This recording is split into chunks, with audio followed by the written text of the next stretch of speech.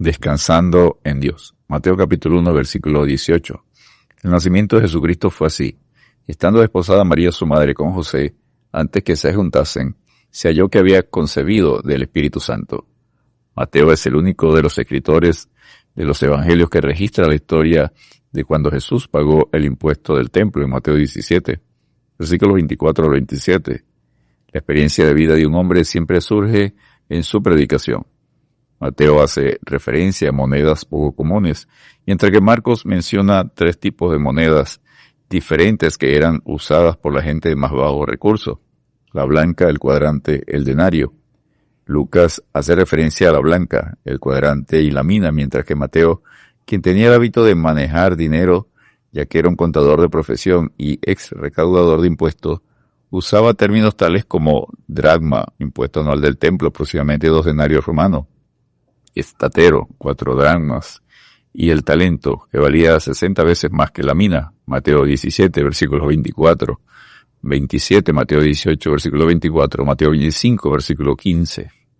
Mateo también habla del oro, la plata y el bronce, y de terminología financiera tal como cálculos, deuda y cambistas. La fecha de escritura del Evangelio fue antes de la destrucción de Jerusalén, en el año 60 después de Cristo. Mateo es categórico, fiel a su instinto de contador. Construyó su Evangelio bajo encabezados. Tomó fragmentos de los sermones del Señor y los juntó en un gran sermón llamado el Sermón del Monte, que se encuentra en Mateo capítulo 5, 6 y 7. Cristo no predicó este sermón de una sola vez. Lucas nos ayuda a apreciar mejor cuando predicó Jesús estos mensajes sueltos. Lucas 6, versículos 20 al 49, Lucas 11, versículos 11 al 13, Lucas 11, versículos 33 al 36, y Lucas 12, versículos 22 al 34. Mateo recopiló las parábolas de Cristo acerca del reino y las agrupó en Mateo capítulo 13. También reunió otros mensajes y relatos importantes y los colocó bajo sus títulos apropiados. En Mateo capítulo 1 y 2, la genealogía y nacimiento de Jesús. Mateo capítulo 3, el bautismo de Jesús. Mateo capítulo 4, tentación y comienzo del ministerio de Cristo.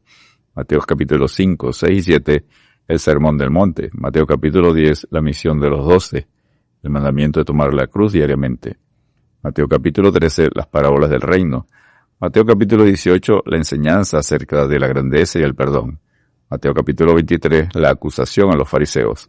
Mateo capítulo 24, el discurso del monte de los olivos, la segunda venida de Cristo. Mateo capítulo 25, las parábolas a la luz de su segunda venida. Desde entonces comenzó Jesús a predicar y decir: arrepentíos porque el reino de los cielos se ha acercado. Mateo 4, versículo 17. Mateo se dirige al mundo judío. Mateo es un maestro que enfatiza la enseñanza de Jesús en la obediencia al Rey del reino de Dios y sus mandamientos, y a rechazar la hipocresía.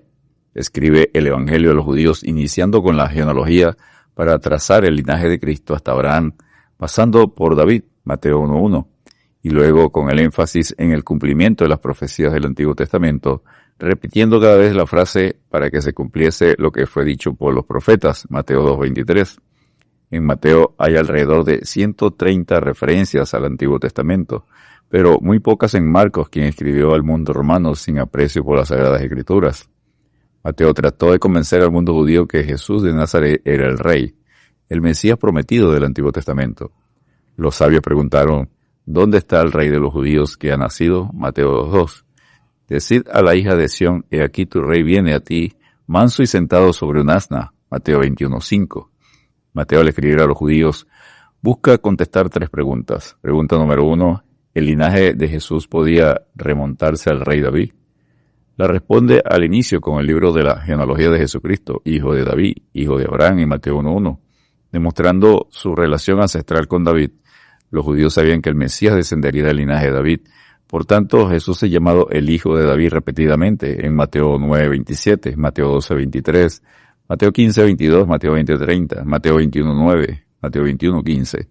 Jesús afirmó que no solo era descendiente, sino el Señor de David. Mateo 22, versículos 42 al 45.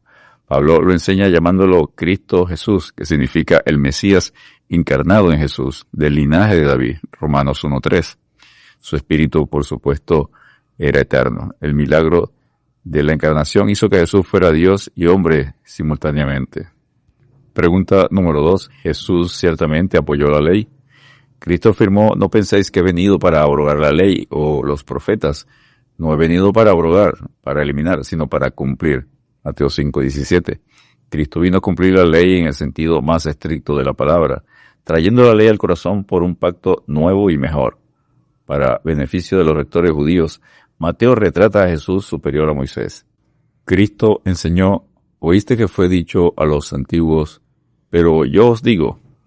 Cristo, al decir pero yo os digo, interpretaba y profundizaba correctamente la ley en Mateo 5:21, 5:27, 5:31, 5:33, 5:38 y Mateo 5:43.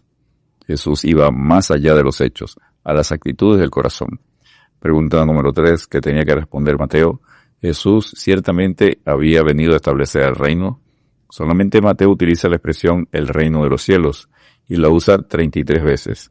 Principalmente Cristo vino a establecer un reino interno y espiritual en las vidas de las personas. Los principios para la vida del reino quedaron plasmados en el Sermón del Monte, en los capítulos de Mateo 5, 6 y 7. Cristo enseñó que el corazón necesitaba ser conquistado. Mateo 15, versículos 18 al 20. El reino de los cielos, por lo tanto, se refiere al cielo mismo. Este reino celestial debe venir a nuestra vida personal. Jesús enseñó: el reino de Dios está entre vosotros. Al final habrá un reino físico milenial traído a la tierra, pero empieza en el corazón. Venga tu reino, hágase tu voluntad como en el cielo, así como en la tierra.